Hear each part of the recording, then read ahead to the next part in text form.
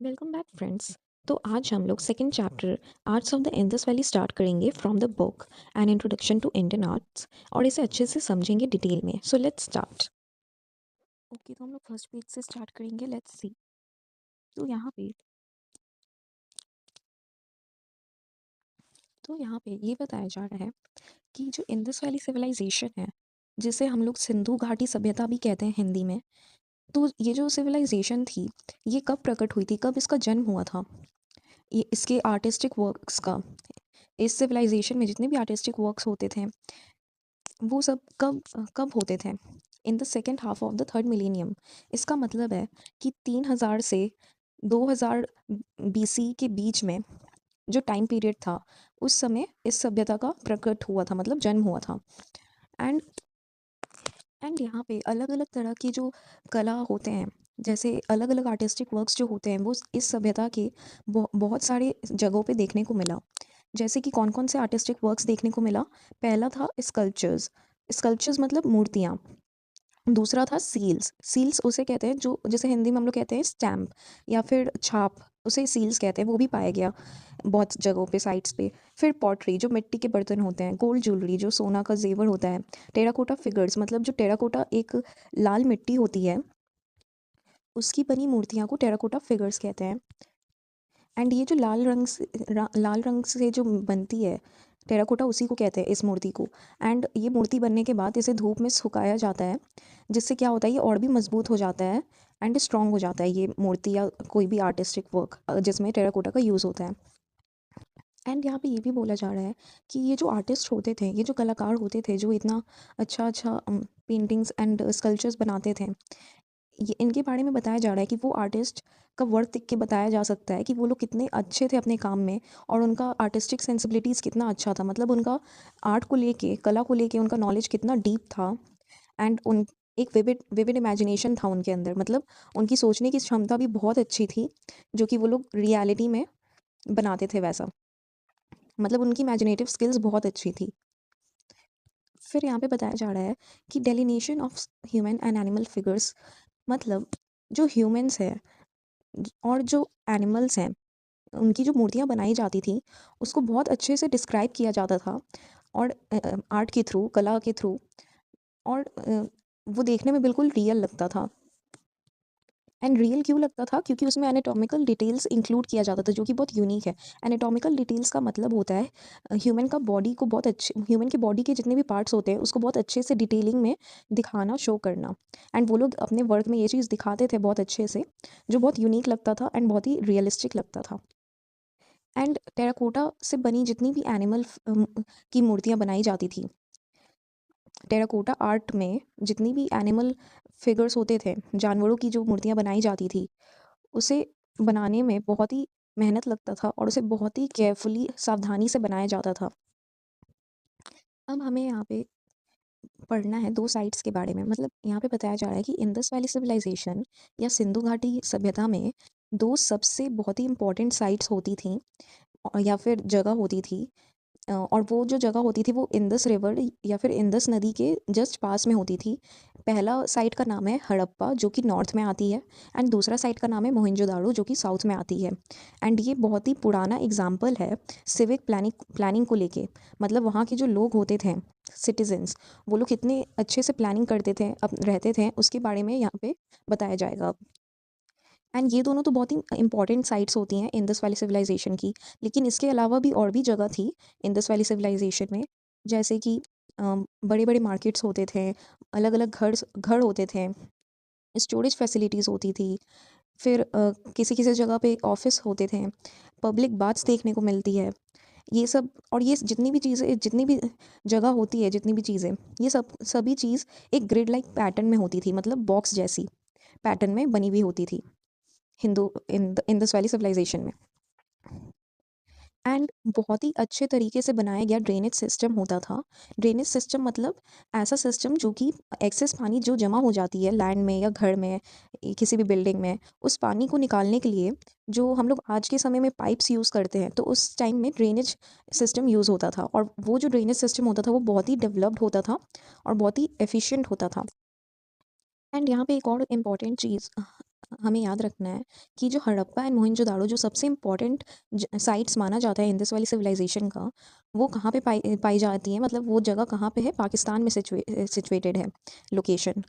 And India, हमारे India के अंदर जो इम्पोर्टेंट साइट्स आती हैं इंडस वैली सिविलाइजेशन में, वो है लोथल एंड धोलावीरा जो कि गुजरात में है, एंड हरियाणा में राखी गढ़ी, एंड पंजाब में रोपाड़, एंड राजस्थान में दो जगह है, Kalibangan and Balathal. And Harappan sites में जितनी भी मूर्तियाँ पाई गई, वो चाहे बहुत तरह की मूर्तियाँ होती थी, जैसे कि पत्थर की बनी मूर्तियाँ थी, ब्रॉन्ज मेटल की मूर्तियाँ बनी थी, कुछ कुछ टेराकोटा जो लाल मिट्टी होती है उसकी मूर्तियाँ थी हड़प्पन साइट्स पे, लेकिन वो ज़्यादा क्वांटिटी में नहीं पाई गई, बहुत कम कम ऐसी मूर्तियाँ देखने को मिला। लेकिन जितने बहुत ही कम थी, लेकिन बहुत ही एलिगेंट थी, बहुत ही हाई क्वालिटी के वो स्टैचूज़ होते थे। Okay, now we will read about stone statues, मतलब पत्थर से बनी मूर्तियाँ। एंड जितने भी पत्थर की जो मूर्तियाँ पाई गई हड़प्पा और मोहनजोदाड़ो में, वो बहुत ही अच्छी एग्जाम्पल है थ्री डायमेंशनल वॉल्यूम्स को हैंडल करने के लिए। मतलब ये जो स्टैचूज होती थी, ये जो मूर्तियाँ होती थी, वो थ्री डायमेंशनल वॉल्यूम्स को हैंडल कर सकती है। मतलब इसमें बहुत अच्छी तरीके से जो थ्री डायमेंशन है उसको शो किया जाता था उनके आर्ट में या मूर्ति में, जैसे कि three dimensions like height, with and length. And जो भी पत्थरों से, मतलब स्टोन से बनी मूर्तियाँ होती थी, वो दो होती थी, दो मेल फिगर्स जो कि हमें देखने को मिलती है। पहला है, one is a torso in red sandstone. Torso क्या होता है? टॉर्सो का मतलब होता है हमारा जो अपर बॉडी पार्ट होता है, लेकिन उसमें हाथ नहीं होता, सर नहीं होता, एंड हेड नहीं होता, आई मीन शोल्डर्स नहीं होते, कुछ नहीं होता, बस हमारा फ्रंट होता है, चेस्ट, हमारा पेट एंड हमारा बैक, इसे कहते हैं टॉर्सो, या फिर बॉडी के ट्रंक को भी कहते हैं टॉर्सो। एंड इसे दिखाया गया है पत्थर की बनी मूर्तियों में ऐसा दिखाया गया है टॉर्सो को, जो कि रेड सैंडस्टोन से बनाई जाती थी।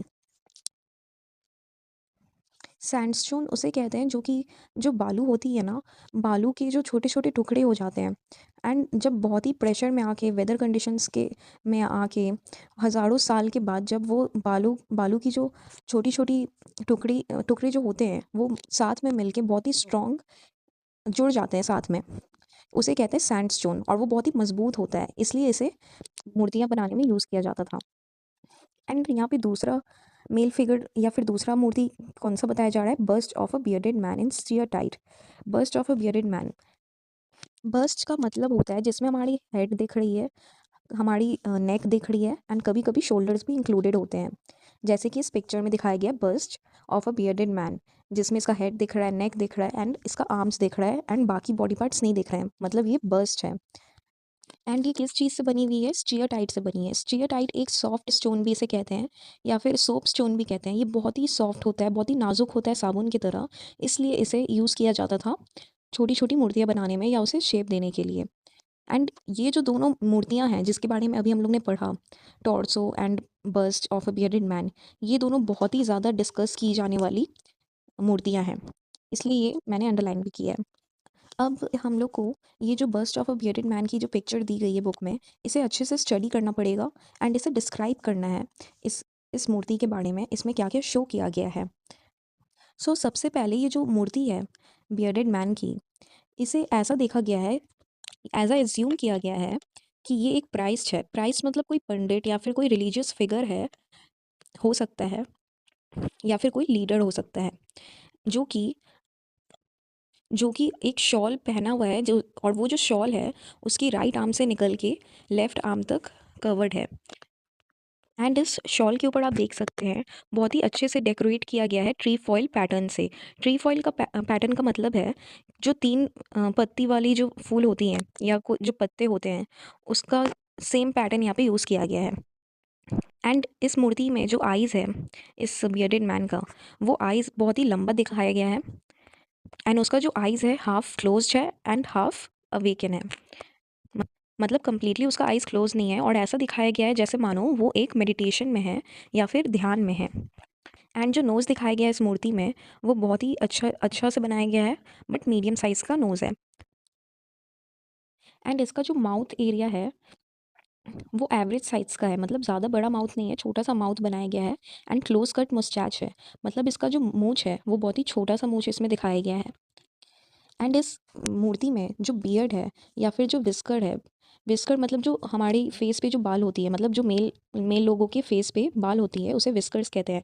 तो जो व्हिस्कर्स एंड बियर्ड है, वो भी बहुत छोटा इसमें दिखाया गया है, ज़्यादा लंबा दाढ़ी नहीं है। एंड अगर आप इस मूर्ति के कान को मतलब ईयर्स को नोटिस करेंगे, तो वो बिल्कुल शेल्स की तरह दिखता है। मतलब जो डबल शेल्स अगर हम लोग लेंगे उसे साथ में एंड उसके बीच में होल करेंगे, तो वो बिल्कुल सेम ऐसा ही इसका ईयर्स लग रहा है। एंड हेयर के बीच में आप देख सकते हैं मिडल पार्टीशन है एंड एक प्लेन वुवन फिलेट उसके हेड पे पास ऑन है, मतलब लगा हुआ है। वुवन फिलेट का मतलब है बुना हुआ कोई जालीदार कपड़ा, जो कि उसके बाल पे लगा हुआ है, उसके सर के ऊपर। एंड उसके राइट आर्म पे एक आर्मलेट है, मतलब एक आर्म नेकलेस या फिर कोई ज्वेलरी वो पहने हुए है। एंड आप नोटिस करो कि उसके नेक के अराउंड छोटे छोटे होल्स हैं, जो कि क्या शो कर रहा है कि वो एक नेकलेस पहने हुए हैं। Okay, now we will read about bronze casting. ये जो ब्रोंज कास्टिंग मेथड है या फिर टेक्निक है, ये बहुत ही ज़्यादा यूज़ किया जाता था हड़प्पन्स के द्वारा। मतलब जो हड़प्पा सिटी थी इंडस वैली सिविलाइजेशन में, वहाँ पे सबसे ज़्यादा ब्रॉन्ज कास्टिंग मेथड यूज़ किया जाता था कोई भी मूर्तियाँ बनाने के लिए। ब्रॉन्ज मेटल की जो मूर्तियाँ होती थी, उसे कैसे बनाया जाता था? लॉस्ट वैक्स टेक्निक का यूज़ करके बनाया जाता था, जिसे ब्रॉन्ज कास्टिंग मेथड भी कहते हैं। एंड इस टेक्निक में क्या होता है, इस टेक्निक को लॉस्ट वैक्स भी कहते हैं। इस टेक्निक में क्या होता है कि फॉर एग्जांपल आप इमेजिन करो, फॉर एग्जांपल इस बुक में दिया गया है डांसिंग गर्ल स्टैचू। ओके, जैसे कि डांसिंग गर्ल है, तो पहले उसका एक वैक्स क्रिएट किया जाता है, उस वैक्स को डांसिंग गर्ल का शेप दिया जाता है। एंड उसे शेप देने के बाद क्ले या फिर जो मिट्टी होती है ना, उससे पूरा उसे कोट कर दिया जाता है। एंड कोट करने के बाद बीच में एक छोटा सा छेद किया जाता है और उसे धूप में रख दिया जाता है सूखने के लिए, ताकि वो अच्छे से टाइट हो जाए क्ले एंड वैक्स। अब क्या होता है, वैक्स को गर्म किया जाता है। वैक्स कैसे गर्म होगा, उसे किसी आग पे रख के उसे गर्म किया जाता है। एंड वो क्ले के अंदर जो वैक्स था, वो गर्म करने से क्या होता है, पिघल जाता है। एंड पिघलने के बाद वो जो छोटा सा छेद था, वहाँ से वैक्स पूरा निकलने लगता है एंड पूरा निकल जाता है क्ले के अंदर से। इसलिए इसे लॉस्ट वैक्स कहते हैं, क्योंकि इसमें सारा वैक्स लॉस्ट हो जाता है, खत्म निकल जाता है। एंड अब क्या बचता है, क्ले का कवर बचता है। एंड वो जो खाली क्ले का कवर बचता है, उसे यूज़ किया जाता है मूर्तियाँ बनाने के लिए। मतलब उसके अंदर पिघला हुआ ब्रॉन्ज मेटल, और ब्रॉन्ज किससे बनता है, टिन एंड कॉपर से, जिसे तांबा भी कहते हैं कॉपर को।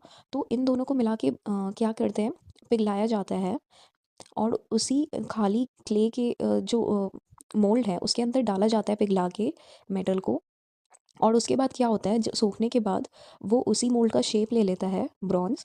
और ठंडे होने के बाद वो जो क्ले का कवर है उसको पूरा बाहर से हटा दिया जाता है। एंड उसके अंदर जो ब्रॉन्ज था, मेल्टेड ब्रॉन्ज, वो अब एक उसी डांसिंग गर्ल का फॉर्म ले लेता है, या जो भी फिगर था उसका फॉर्म ले लेता है। एंड इससे क्या होता है, एक नया मूर्ति बन जाता है। इसे कहते हैं ब्रॉन्ज कास्टिंग मेथड या फिर लॉस्ट वैक्स टेक्निक या फिर bronze casting, yes. And bronze metal से कौन कौन से एंड ब्रॉन्ज मेटल से कौन कौन से मूर्तियाँ बनाई जाती थी, ह्यूमंस की मूर्तियाँ बनाई जाती थी एंड जानवरों की मूर्तियाँ। एंड सबसे बेस्ट एग्जाम्पल है जो कि मैंने अभी दिया था, एक लड़की का मूर्ति, जिसे डांसिंग गर्ल भी कहते हैं, dancing girl statue. And animal की जो मूर्तियाँ होती थी जो ब्रॉन्ज में बनाई जाती थी, ब्रॉन्ज मेटल में एनिमल के शेप की, वो होती थी बुफेलो बनाई जाती थी। और जिसमें दिखाया जाता था कि बुफेलो का जो हेड है वो पूरा ऊपर की तरफ है, एंड उसका बैक है, एंड उसका हॉर्न्स दिखाया जाता था। एंड बहुत लोग गोट्स को भी दिखाते थे, जो कि उसके आर्टिस्टिक मेरिट को दिखाता है, उन उन कलाकारों के आर्टिस्टिक स्किल्स को दिखा रहा है कि वो लोग कितने स्किल थे एंड टैलेंटेड थे। एंड ये जो ब्रोंज कास्टिंग टेक्निक थी, मेथड थी, ये बहुत ही ज़्यादा पॉपुलर थी मेजर इंपॉर्टेंट सेंटर्स में। इंडस वैली सिविलाइजेशन के जितने भी मेजर पार्ट्स थे, लाइक हड़प्पन एंड मोहनजोदाड़ो, वहाँ पे बहुत ही ज़्यादा ये कास्टिंग मेथड यूज़ किया जाता था स्टैचूज़ बनाने के लिए। एंड किसी किसी जगह पे लाइक लोथल जो जगह है, वहाँ पे देखा गया कि जो कॉपर मेटल है, उसकी उस शेप उससे क्या बना हुआ है, एक डॉग बना हुआ है एंड बर्ड बना हुआ है, लोथल में ये ऐसा पाया गया। एंड ब्रोंज का बना हुआ एक बुल है, बुल वाला मूर्ति, जो कि कहाँ पाया गया, कालीबंगन में। और ये जो दोनों मूर्तियां हैं जो मैंने अभी जस्ट बताया, ये भी कम नहीं है, हड़प्पा और मोहनजोदाड़ो से कम नहीं है। ये भी बहुत अच्छी मूर्तियां बनाई जाती हैं इससे। एंड ये जो मेटल कास्टिंग मेथड जो मैंने अभी बताया, ये as a continuous tradition use किया जाता था, मतलब वहाँ पे सभी लोग एज अ ट्रेडिशन फॉलो करते थे और इसे बनाते थे सभी लोग अपने घर में इंडस वैली सिविलाइजेशन में। एंड अब जो लेट हड़प्पन साइट्स थे, जगह थे, एंड चालकोलिथिक साइट्स थे। चालकोलिथिक साइट्स मतलब जहाँ पे कॉपर एंड स्टोन्स का यूज़ किया जाता है मूर्तियाँ बनाने के लिए। फॉर एग्जांपल दाइमाबाद जो कि महाराष्ट्र में है, वो एक चालकोलिथिक साइट है और वो बहुत ही अच्छा एग्जांपल है मेटल कास्टिंग मेथड का। एंड ज़्यादातर मेटल मेटल कास्टिंग में किसे दिखाया जाता था, क्या बनाया जाता था, ह्यूमंस बनाए जाते थे, ह्यूमन ह्यूमन की मूर्ति मूर्ति या फिर एनिमल्स का मूर्ति, बस ये दोनों ज़्यादातर यूज़ होता था। एंड ये एज अ ट्रेडिशन सभी लोग फॉलो करते थे। Okay, now we will read about terracotta. जो इंडस वैली के लोग थे, सिंधु घाटी सभ्यता के जो लोग थे, वो लोग टेराकोटा इमेजेस भी बनाते थे। टेराकोटा इमेजेस मतलब टेराकोटा या बेक्ड क्ले या फिर जो लाल मिट्टी है उससे बनी मूर्तियाँ वो लोग बनाते थे। और अगर इसे हम अगर स्टोन एंड ब्रॉन्ज वाली मूर्तियों से कंपेयर करें, जो कि हमने पहले पढ़ा है, तो ये जो टेराकोटा इमेजेस हैं वो ह्यूमन फॉर्म को बहुत ही रॉ और क्रूड फॉर्म में दिखाती है। क्रूड फॉर्म मतलब ये बहुत, इसमें ज़्यादा डिटेलिंग नहीं होता, इसमें बहुत ही रॉ दिखाया जाता है, जैसा जो कि बहुत रियल लगता है और सिंपल लगता है। एंड ये कहाँ पे पाई जाती है, गुजरात साइड्स में पाई जाती हैं एंड कालीबंगन में। एंड इन मूर्तियों में से सबसे इम्पॉर्टेंट जिसे माना जाता है वो है मदर गॉडेस, मतलब ऐसी मूर्तियाँ जो मदर गॉडेस को रिप्रेजेंट कर रही हैं। और टेराकोटा में मतलब टेराकोटा से बनी जो मूर्तियाँ हैं उसमें ऐसा भी बहुत देखा गया है कि कुछ मूर्तियाँ मेल बियर्डेड मेल की हैं, मतलब ऐसा आदमी जिसका दाढ़ी है और कॉइल्ड हेयर है। कॉइल्ड हेयर मतलब स्प्रिंग जैसी हेयर, गोल गोल वैसा हेयर है।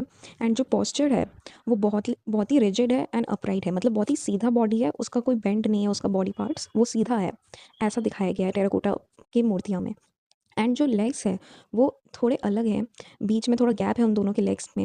एंड जो उनके हाथ है वो भी पूरे स्ट्रेट है, पैरेलल मतलब स्ट्रेट है, उनका हाथ भी कहीं मूव नहीं कर रहा है। एंड ये जो फिगर है, ये जो मूर्तियाँ हैं जो मैंने अभी बताया, ये जो जिस पोजीशन में है उसे एज अ डीटी देखा जाता है, ऐसा एज्यूम किया जाता है कि वो शायद डीटी होंगे इंडस वैली पीपल के लिए। डीटी मतलब देवता जिसकी हम पूजा करते हैं या वर्शिप करते हैं। Terracotta mask of a horned deity has also been found. Terracotta mask भी देखा गया इंडस वैली सिविलाइजेशन के अंदर। और साथ टेराकोटा मास्क किसे कहते हैं, यहाँ पे मास्क का मतलब जो हम फेस पे मास्क लगाते हैं या मुंह ढकते हैं इसका मतलब वो बिल्कुल भी नहीं है। टेराकोटा मास्क का मतलब ये है कि जो टेराकोटा होता है, बेक्ड क्ले या फिर लाल मिट्टी, उस मिट्टी से जब हम एक डीटी का फॉर्म वो लोग देते थे, मूर्तियाँ बनाते थे, मतलब मूर्तियाँ की फेस बनाते थे, उस फेस को धूप में रखते थे सुखाने के लिए। एंड उसी को कहते हैं टेराकोटा मास्क। एंड उसमें एक हॉर्न भी दिखता था, सिंग होता था उस मूर्ति में के सर पे, ये भी पाया गया है वहाँ पे। फिर टेराकोटा से बनी और कौन कौन सी चीज़ें हमें मिलती हैं, टॉय कार्ट्स मिलती हैं जिसमें व्हील्स लगे हुए हैं। टॉय कार्ट्स मतलब खिलौने, चलने वाली खिलौने, जो कि पिक्चर में दिखाया गया है, जिसमें चक्का भी है, व्हील्स भी है, विसल्स भी है, सीटी भी है।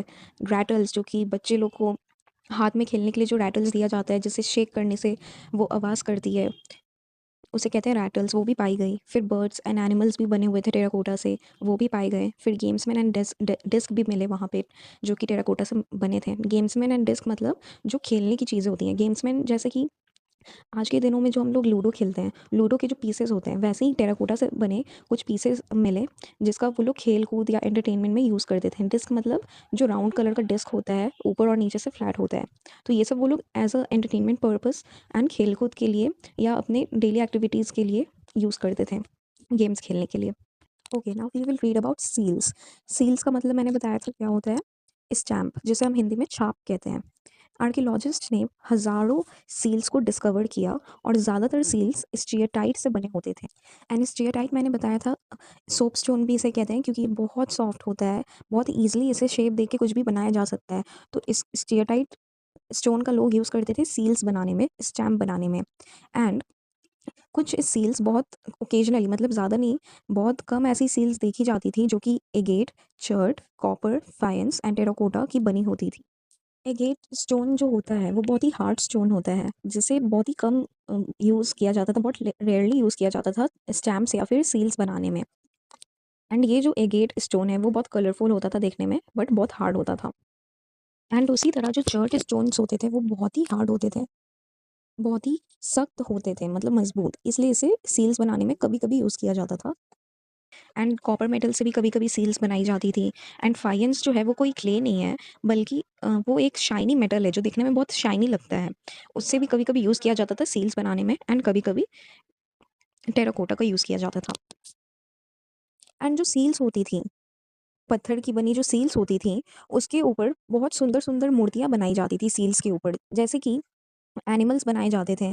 और फॉर एग्जांपल एनिमल्स में यूनिकॉर्न बुल, मतलब एक सींग वाला, एक सींग वाला बैल, उसे कहते हैं यूनिकॉर्न बुल, वो भी देखी जाती थी सील्स पे।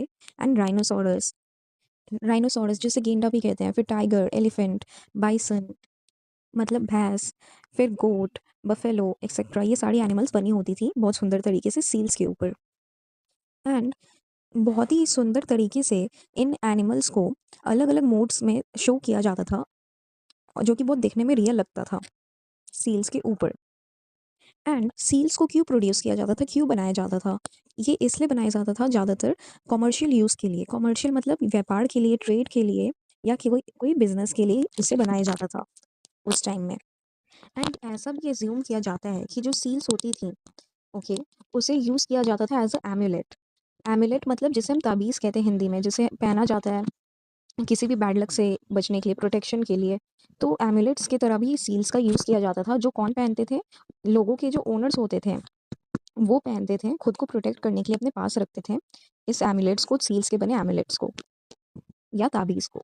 एंड जैसे आइडेंटिटी कार्ड्स आज के दिनों में हम लोग यूज़ करते हैं, हो सकता है वैसे ही इन सील्स के बने जो ताबीज़ होते थे या सील्स होती थी, उसे यूज़ किया जाता था एज एन आइडेंटिटी। लोग अपने आप को शो करने के लिए, दिखाने के लिए इसका यूज़ भी करते थे। एंड जो सील्स हड़प्पा में पाई जाती हैं, जिसे हड़प्पन सील्स भी कहते हैं, वो बहुत छोटी छोटी होती थी, क्योंकि उनका जो चौड़ाई और लंबाई है वो सिर्फ 2 इंच का होता था।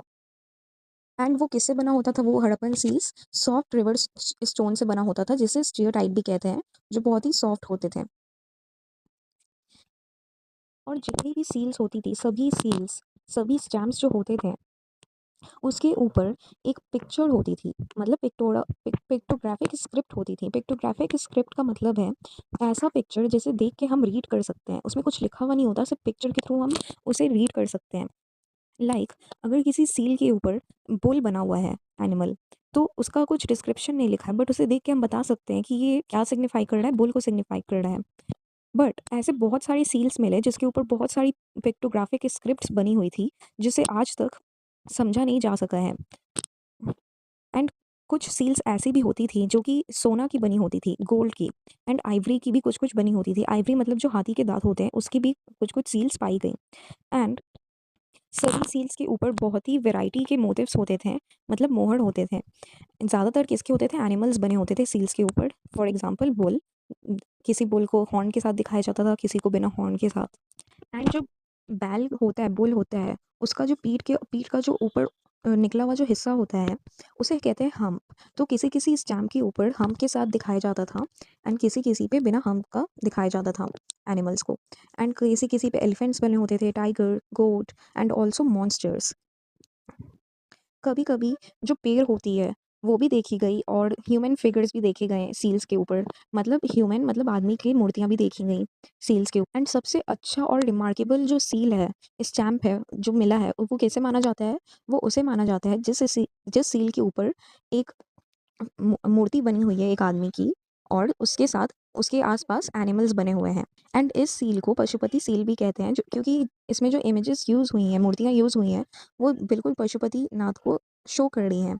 और ऐसा कुछ स्कॉलर्स इसलिए इसे पशुपति सील्स भी कहते हैं। बट कुछ और भी स्कॉलर्स हैं जो इसे एज अ फीमेल डिटी मानते हैं या आइडेंटिफाई करते हैं। एंड इस सील में क्या होता है, एक ह्यूमन फिगर है, ऐसा दिखाया जाता है कि जो ह्यूमन फिगर है वो बैठी हुई है और अपने लेग्स को क्रॉस करके बैठी है। एंड उसी के आसपास एलिफेंट्स हैं, टाइगर्स हैं राइट साइड में, एंड उसके लेफ्ट साइड में राइनोसोरस है, एंड मतलब गेंडा एंड बफेलो भी देखा गया लेफ्ट साइड में।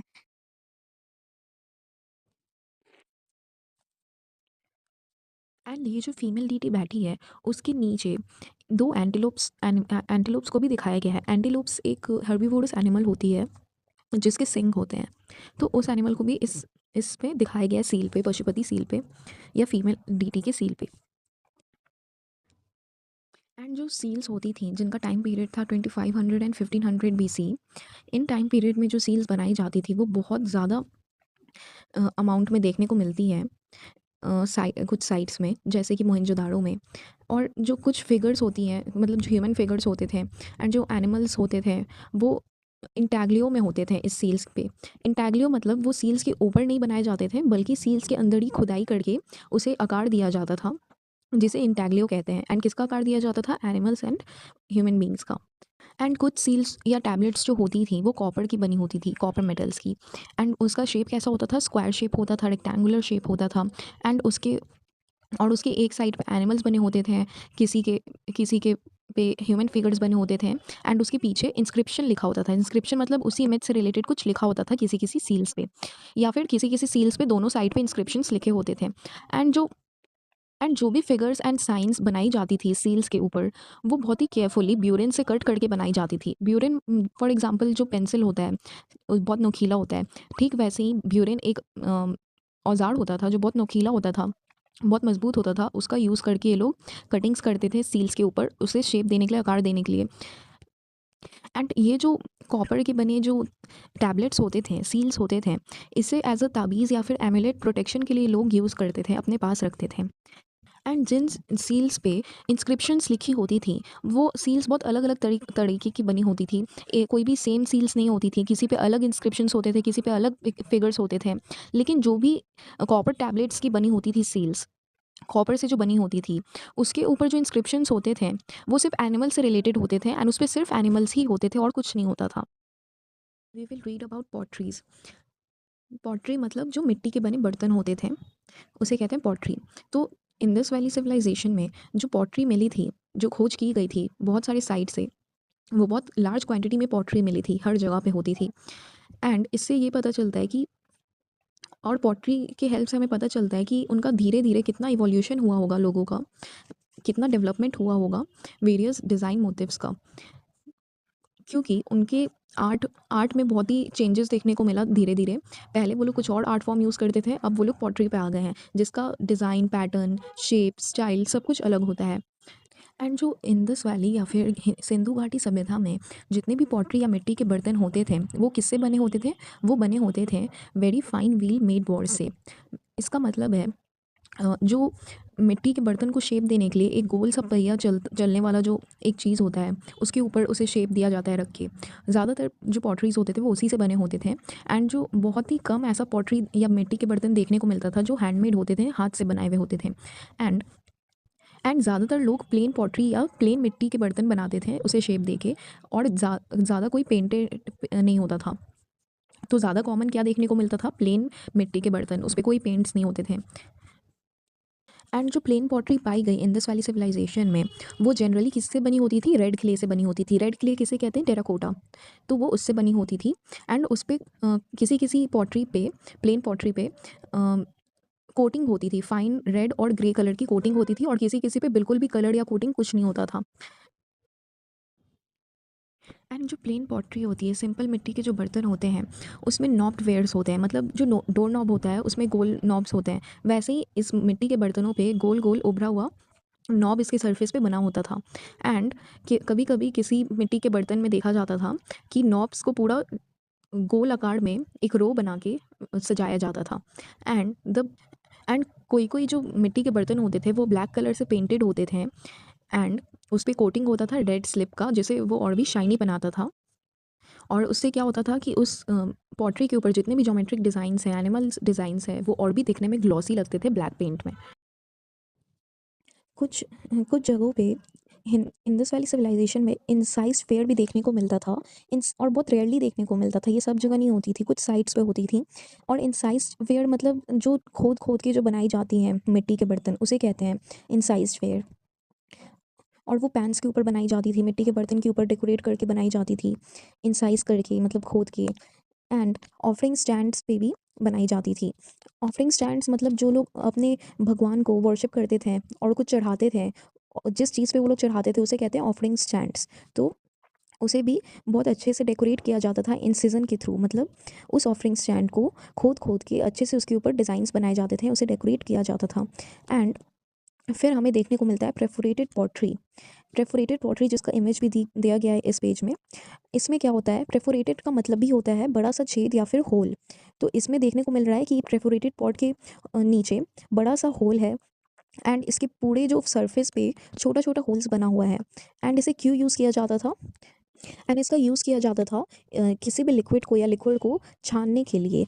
जिससे क्या होता था कि जितने भी ठोस पदार्थ होते थे, जितने भी हार्ड मटेरियल्स होते थे, वो एक साइड अलग हो जाते थे एंड लिक्विड बाहर आ जाता था, मतलब अच्छे से स्टोर हो जाता था साफ लिक्विड। एंड जो पॉटरी अलग अलग घड़ों में यूज़ होता था हाउस होल्ड पर्पज़ के लिए, वो बहुत सारे शेप्स में देखने को मिलता है, साइजेस में देखने को मिलता है, जो कि लोग डेली यूज़ के लिए रखते थे अपने घरों में। एंड जैसे कि बहुत ही सीधा स्ट्रेट एंगुलर शेप का जो पॉटरीज या बर्तन होते थे, मिट्टी के बर्तन, वो देखने को नहीं मिले हम लोग को इंडस वैली सिविलाइजेशन में। एंड सिर्फ क्या देखने को मिला, जिसमें कुछ शेप दिया गया हो, कर्व्स हो, ऐसे बर्तन देखने को मिले।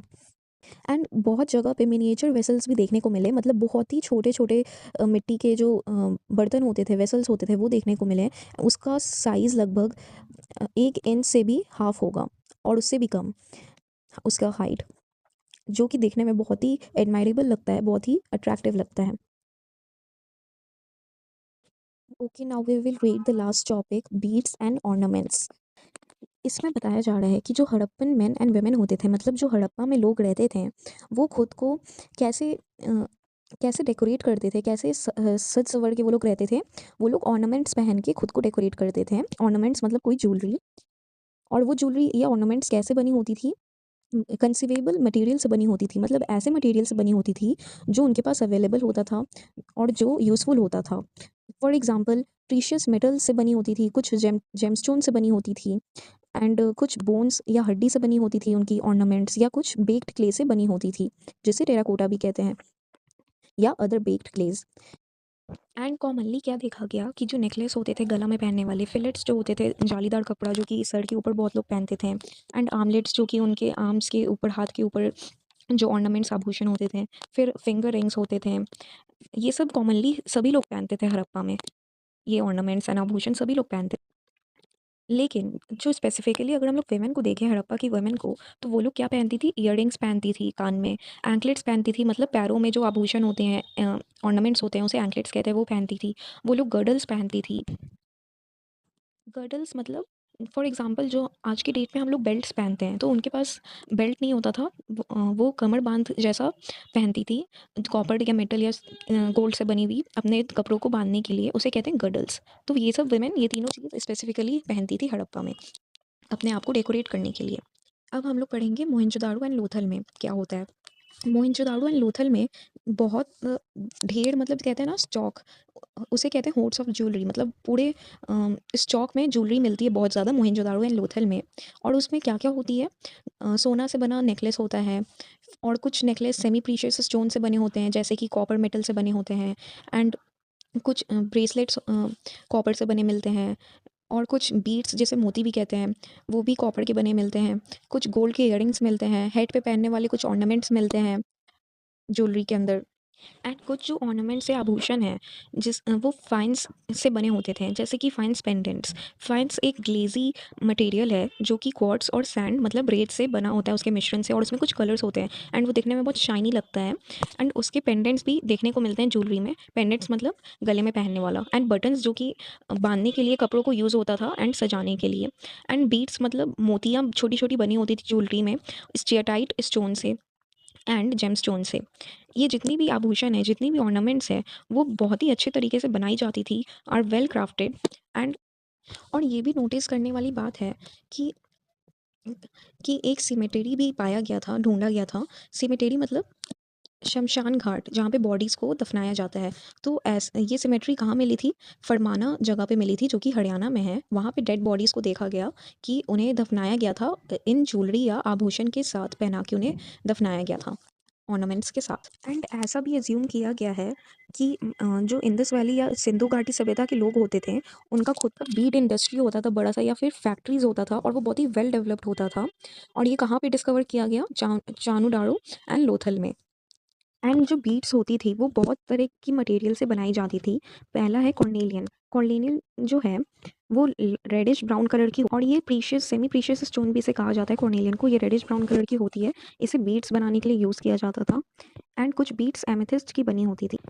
एंड ये देखने में बहुत अच्छी लगती थी क्योंकि एमेथिस्ट का कलर नेचुरली पर्पल होता था। एंड इसे भी बीड्स बनाने में यूज़, एंड जैस्पर से भी बीड्स बनाई जाती थी, जो कि यूजुअली जैस्पर का कलर रेड, येलो या ब्राउन होता है। एंड इसे एक ओपैक स्टोन भी कहते हैं। देन क्रिस्टल से भी बनाई जाती थी। बीट क्रिस्टल तो आपको पता होगा, जो कि बहुत देखने में ट्रांसपेरेंट लगती है, ग्लोई लगती है, तो उसका भी यूज़ किया जाता था बनाने में। देन बनाया जाता था बीट्स को क्वार्ट्स। क्वार्ट्स जो कि वाइट कलर की बहुत ही क्रिस्टलाइन स्टोन होती है, बहुत ही हार्ड होती है।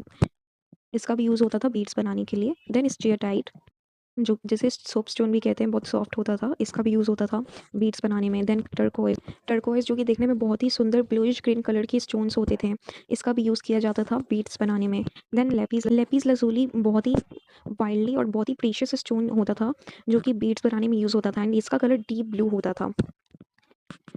एंड जो कुछ बीड्स होते थे, उस वो मेटल से भी बने होते थे। Metals like copper metal, bronze metal. Bronze मतलब तांबा या फिर टिन से बना हुआ मेटल। फिर गोल्ड। फिर शेल मतलब जो सी शेल्स होती हैं समुद्र में पाई जाने वाली, उससे भी बीड्स बनाई जाती थी। देन फाइंस एंड टेराकोटा से भी बनाई जाती थी। फाइंस मतलब बहुत ही ग्लोई एंड शाइनी मटेरियल, जो कि सैंड, रेत या फिर स्टोन से बनी होती थी, और जो कि बहुत कलरफुल होती थी। एंड टेराकोटा से भी कोई कुछ बीड्स बनाई जाती थी। टेराकोटा जिसे बर्न्ट क्ले भी कहते हैं, रेड कलर की। इसे बीड्स मैन्युफैक्चर में यूज़ किया जाता था, ये सब मटेरियल्स को। अब ये भी देखने वाली बात है कि जो बीड्स है वो सिर्फ गोल नहीं होती थी। गोल तो नॉर्मल कॉमन है, डिस्क शेप की होती थी, बट इसके अलावा और भी शेप्स की बीड्स होती थी, जो लोग यूज़ करते थे खुद को ऑर्नामेंट्स में एज अ सजाने के लिए। जैसे कि सिलेंड्रिकल शेप्स की बीड्स होती थी। सिलेंड्रिकल जैसे कि आप सिलेंडर जैसी जिसकी शेप होती है, उस शेप की भी बीड्स बनाई जाती थी। फिर स्फेरिकल शेप की बीड्स बनाई जाती थी। स्फेरिकल मतलब वो पूरी तरीके से गोल होता था, ऐसा शेप, जैसे कि लाइक अ फुटबॉल। तो उस शेप की भी बीड्स बनाई जाती थी, जिसे स्फेरिकल बीड्स कहते हैं। फिर बनाई जाती थी बैरल शेप्ड की बीड्स। बैरल शेप्ड मतलब फॉर एग्जांपल ड्रम्स जो होती है, ड्रम, वो बिल्कुल बैरल शेप ही होता है, ठीक उसी तरह बीड्स बनाई जाती थी उस शेप की। एंड सेगमेंटेड शेप्स भी होते थे। सेगमेंटेड बीड्स मतलब अलग अलग बीड्स को जब मिला के बनाया जाता था, उसे अल- उसे कहते हैं सेगमेंटेड बीड्स, जो कि आप पिक्चर में देख सकते हो।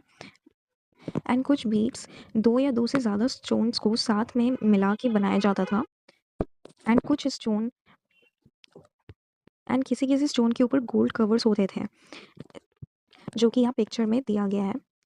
एंड कुछ बीड्स जो होती हैं, जो ऑर्नामेंट्स होती थी, उसके ऊपर खुदाई करके या पेंट करके उसे उस पे डिज़ाइन बनाई जाती थी, उसे सजाया जाता था। एंड इसमें बहुत ही ग्रेट टेक्निकल स्किल्स देखने को मिलता है बीड्स बनाने के प्रोसेस में। एंड जो हड़प्पा के लोग थे, वो बहुत ही रियलिस्टिक और बहुत ही नेचुरल दिखने वाले मॉडल्स बनाते थे बीड्स के ऊपर, जैसे कि एनिमल्स बनाते थे, मंकीज़, स्क्विरल्स। और ये सब कहाँ देखने को मिलता था? बीड्स के ऊपर देखने को मिलता था, या फिर पिन हेड्स के ऊपर। पिन हेड्स मतलब जिसमें एक छोटा सा होल होता है बीच में, एंड उसे ऑर्नामेंट की तरह हेड पे पहना जाता है। एंड बीड्स जो कि कंप्लीटली राउंड होता है, लेकिन उसमें छोटा सा छेद होता है, एंड ये बहुत ही छोटे साइज़ के होते हैं।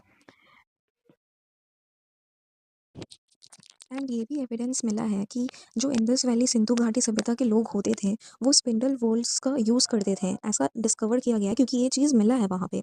स्पिंडल वोल्स मतलब आप इस पिक्चर में देख सकते हो, ये जो स्पिंडल है, ये एक लकड़ी होती है, लाइक लंबी सी। एंड ये जो चक्का जैसा है इसके ऊपर बना होता है, इसे होल कहते हैं, इसलिए इसे स्पिंडल होल साथ में कहते हैं।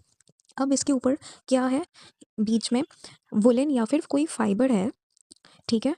और इसे स्पिंडल को जब हम घुमाते हैं तो इसमें ऊपर एक धागा निकल के आता है, थ्रेड, और वो धागा बहुत मजबूत हो जाता है, बहुत अच्छा निकल के आता है, ठीक है। इसी को कहते हैं स्पिंडल होल। एंड ये जो था, इसे घुमाना या फिर इसका यूज़ करना बहुत कॉमन था वहाँ के लोगों के लिए। एंड रिच एंड पुअर दोनों दोनों ही इस स्पिंडल होल का यूज़ करते थे धागा बनाने के लिए, धागा बुनने के लिए इसका यूज़ करते थे। इसका एविडेंस कैसे मिला है? क्योंकि ऐसा-ऐसा स्पिंडल होल मिला है जिसमें जो होल है, जो चक्का है, जो जो ये होल है, ऐसा-ऐसा होल देखा गया है कोई-कोई कि वो बहुत ही फाइन से, जो कि बहुत ही एक्सपेंसिव होता था, उससे बने होते थे। एंड कुछ-कुछ स्पिंडल होल में ऐसा देखा गया है कि वो बहुत ही सस्ते पॉटरी या शेल से बने हुए हैं। मेन एंड वुमेन दोनों ही क्या पहनते थे? अलग-अलग पीस पहनते थे अटायर का। मतलब कपड़ा जो वो पहनते थे मेन एंड वुमेन, वो अलग-अलग तरह का पहनते थे। जैसे कि देखने में वो बिल्कुल धोती जैसा लगता था एंड शॉल जैसा। एंड शॉल जो होता था वो उनके लेफ्ट शोल्डर से होते हुए राइट शोल्डर तक कवर्ड होता था। एंड एंड जितना भी हमने एविडेंस देखा, जितना भी स्कॉलर्स एंड आर्कियोलॉजिस्ट ने डिस्कवरी किया, उन्हें ये चीज़ पता लगा कि जो इंडस वैली सिंधु घाटी सभ्यता के लोग होते थे, वो अपने कपड़ा को, रहन-सहन को लेके, अपने फ़ैशन को लेके बहुत ही ज़्यादा कॉन्शियस थे और बहुत ही ध्यान देते थे, ठीक है? And different hair styles, and वो लोग डिफरेंट हेयर स्टाइल्स भी अ, अपने ऊपर ट्राई करते थे। जैसे कि हमने देखा किसी का मिडल पार्टीशन हेयर होता था, किसी का स्पाइरल हेयर होता था हेयर स्टाइल, तो वो लोग अलग-अलग हेयर स्टाइल भी यूज़ करते थे। एंड बियर्ड भी रखते थे कोई मेल लोग, वो ये सब बहुत पॉपुलर था उनके बीच में। किनाबार जो है वो ब्राइट रेड कलर की एक मिनरल होती है जो कि मरकरी सल्फाइड से बनती है। इसका यूज़ किया जाता था कॉस्मेटिक या फेस मेकअप के लिए, फेस पेंट के लिए लोग यूज़ करते थे। लिपस्टिक भी यूज़ करते थे, कॉलडेरियम भी यूज़ करते थे, जिसे आज की डेट में हम आईलाइनर कहते हैं, तो वो लोग कॉलडेरियम का यूज़ करते थे आईलाइनर की तरह। एंड ये जो कॉलडेरियम ये लोग यूज़ करते थे, ये इनके आइज़ के लिए बहुत ही सेफ़ होता था। इसे आइज़ का मेडिसिन के नाम से भी जाना जाता है, जो कि वो एज एन आईलाइनर लगाते थे to protect their eyes from infections or any viral infections or anything। और बहुत सारी पत्थर से बनी जो कुछ-कुछ मूर्तियाँ हैं या कोई भी ऑब्जेक्ट हैं, उसके छोटे-छोटे टुकड़े भी मिले थे हमें धोलावीरा में, जो कि ये शो करता है कि इंडस वैली या सिंधु घाटी सभ्यता के जो लोग थे, वो लोग अपने कंस्ट्रक्शन में किस चीज़ का यूज़ करते थे? स्टोन्स का यूज़ करते थे, पत्थर का यूज़ करते थे। एंड जैसा कि हमने पढ़ा कि जो आर्टिस्ट थे, क्राफ्ट्समैन थे इंडस वैली सिविलाइजेशन के, वो बहुत ही टैलेंटेड थे, बहुत ही स्किल्ड थे। उनके अंदर बहुत ही कला थी। और वो वैरायटी ऑफ क्राफ्ट्स बनाते थे, जैसे कि मेटल कास्टिंग मेथड जो कि हमने पढ़ा था, then stone carving, then making and painting pottery, pottery पे पेंट करना, उसे अच्छे से शेप देना, एंड टेराकोटा से बनी इमेजेस एंड स्टैच्यूज़, और उस पे मोटिव्स या मोहर बनी होती थी एनिमल्स की, प्लांट्स की, बर्ड्स की। Okay, now we will see pictures. Okay, these are also very important, क्योंकि एग्जाम में आता है पिक्चर्स को डिफाइन करने। सो पहला पिक्चर में आपको दिख रहा होगा, एक फीमेल है जिसे डांसिंग गर्ल भी कहते हैं। ओके, ये डांसिंग गर्ल को one of the best known artifact माना जाता है इंडस वैली सिविलाइजेशन का। आर्टिफैक्ट मतलब ऐसा ऑब्जेक्ट जो कि वहाँ के लोग आर्टिस्ट बनाते थे एंड यूज़ करते थे। ओके, और ये बहुत ही फेमस आर्टिफैक्ट है जो कि वो लोग बनाते थे आर्टिस्ट लोग। एंड ये जो स्टैचू या वर्क ऑफ आर्ट है डांसिंग गर्ल का, वो अप्रॉक्सीमेटली इसका साइज़ 4 इंच हाई है। एंड ये किस चीज़ से बना हुआ है? कॉपर मेटल से बना हुआ है। ओके, और ये डांसिंग गर्ल इसलिए इसे कहा जा रहा है क्योंकि इसे देखने से लगता है कि ये एक डांसर है। एंड ये कहाँ पे मिली थी हमें? मोहनजोदाड़ो में। And this exquisite casting depicts a girl whose long hair is tied in a bun. And इसमें ये भी दिखाया गया है कि ये जो डांसिंग गर्ल है, इसका लंबा बाल है, लेकिन ये बाल खोली हुई नहीं है, वो एक बाल को बांध के रखी है बन में, बन बना के रखी है अपने बाल का। एंड उसके लेफ्ट आर्म में आप देख सकते हैं कि वो बैंगल्स पहनी हुई है एंड ब्रेसलेट्स पहनी हुई है, एमुलेट या फिर तावीज़ जिसे कहते हैं, या फिर बैंगल्स वो राइट आर्म्स पे वो पहनी हुई है।